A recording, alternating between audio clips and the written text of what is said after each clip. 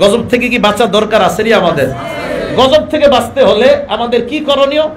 আল্লাহ পাক রব্বুল আলামিন আমাদেরকে করণীয় দিয়ে দিয়েছেন যে গজব থেকে বাঁচার রাস্তা কি, উপায় কি। আল্লাহ পাক সূরা আহজাবের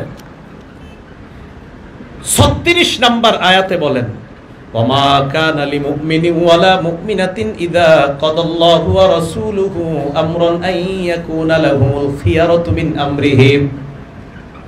বুঝেন? এক নাম্বার আল্লাহর ফয়সালা। বলেন কার ফয়সালা? জোরে বলেন কার? দুই নাম্বার বলবেন নবীর ফয়সালা। এক নাম্বার কার ফয়সালা?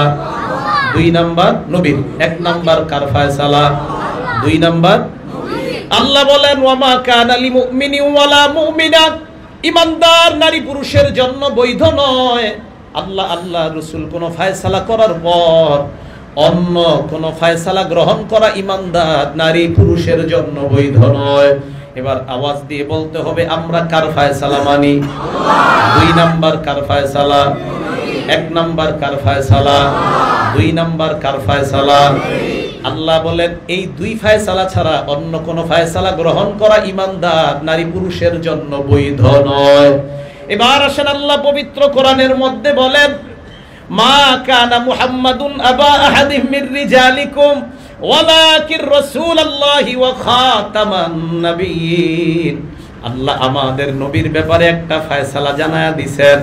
আল্লাহ বলেন, মা কানা মুহাম্মাদুন আবা আহাদিম মির রিজালিকুম, মুহাম্মদ তোমাদের কোন পুরুষের পিতা না। ওয়ালাকির রাসূলুল্লাহ, মুহাম্মদ কার রাসূল? জোরে বলেন আল্লাহ। আরো জোরে বলেন কার? ওয়া খাতামান নাবিয়্যিন, এবং শেষ নবী। মুহাম্মদ কার রাসূল? আল্লাহ। এবং কোন নবী? শেষ নবী। জোরে বলেন কোন নবী? মুহাম্মদ কার রাসূল? আল্লাহ। এবং কি নবী? শেষ নবী। সূরা আহজাব আয়াত নাম্বার 41 আল্লাহ বলেন, তাহলে বলেন তো আমাদের নবী যে আল্লাহর রাসূল এবং শেষ নবী, ফয়সালাটা কার? আল্লাহ। আওয়াজ দিয়ে বলেন কার? আল্লাহ। আল্লাহ সূরা আহজাবের 36 নম্বর আয়াতে বলেন, আমার ফয়সালার বাইরে অন্য কোনো ফয়সালা মানা যাবে না। সূরা আহজাবের 36 নম্বর আয়াতে বললেন আমার ফয়সালা মানতে হবে। সূরা আহজাবের 41 নম্বর আয়াতে বলতেছেন আমার ফয়সালা মুহাম্মদ সাল্লাল্লাহু আলাইহি সাল্লাম আল্লাহর রাসূল এবং শেষ নবী। আবার বলেন আমরা ফয়সালা মানি কার? আল্লাহ। আমাদের নবী শেষ নবী, এই ফয়সালাটা কার? আল্লাহ। অতএব এই ফয়সালা যারা না মানবে তারা কাফের। ঠিক। ফয়সালা কার? আল্লাহ। নবী শেষ নবী, এই ফয়সালা কার? আল্লাহ। এই ফয়সালা না মানবে যারা, তারা কি? কাফের। তো আসতে বলেন কোন, এই ফয়সালা যারা না মানবে তারা কি? কাফের। কাদিয়ানীরা এই ফয়সালা মানে না, তাই কাদিয়ানীরা কাফের। সারা বিশ্বের 57টা দেশে কাদিয়ানীদেরকে কাফের ঘোষণা করা হয়েছে। আল্লামা আহমদ শফী 104 বছর বয়স, কি দরকার আছে? মরণের আগে উনি জিকিরের মতো এটা নিয়ে নিয়েছেন, একটাই দাবি, কাদিয়ানীরা কাফের, কাদিয়ানীরা কাফের। সব জায়গায় লিখে দাও কাদিয়ানীরা কাফের, দোকানের সামনে লিখে দাও কাদিয়ানীরা কাফের, সব জায়গায় লিখে দাও কাদিয়ানীরা কাফের।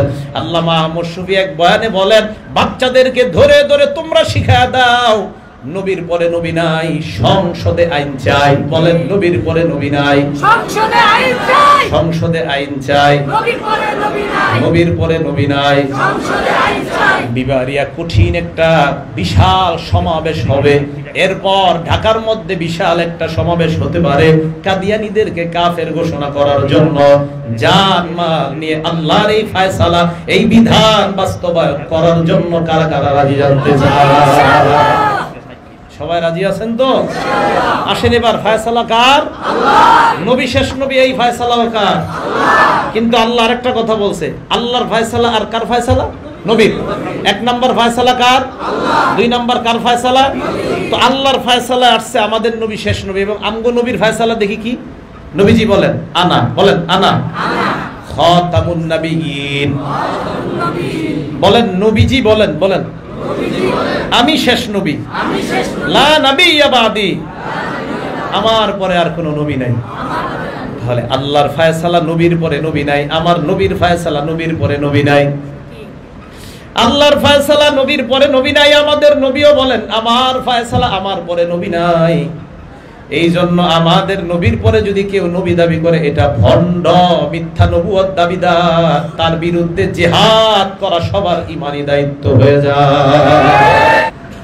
ওয়ামা কানা লিমুমিনিন ওয়ালা মুমিনাতিন ইযা কাদাল্লাহু ওয়া রাসূলুহু আমরা। সূরা আহজাবের 36 নম্বর আয়াতে আল্লাহ বলেন, এই ভয়ঙ্কর পরিস্থিতি থেকে আমরা বাঁচার জন্য রাস্তা হলো আল্লাহর রাসূল কোনো বিষয়ের ফয়সালা দেওয়ার পর, সিদ্ধান্ত দেওয়ার পর ঈমানদার নারী পুরুষের জন্য অন্য কোনো ফয়সালা গ্রহণ করা কি নয়, বৈধ নয়। তাহলে 1 নাম্বার আমরা কার ফয়সালা মানি? 2 নাম্বার 1 নাম্বার কার ফয়সালা? 2 নাম্বার নবীজির ফয়সালা আমরা মেনে নিব।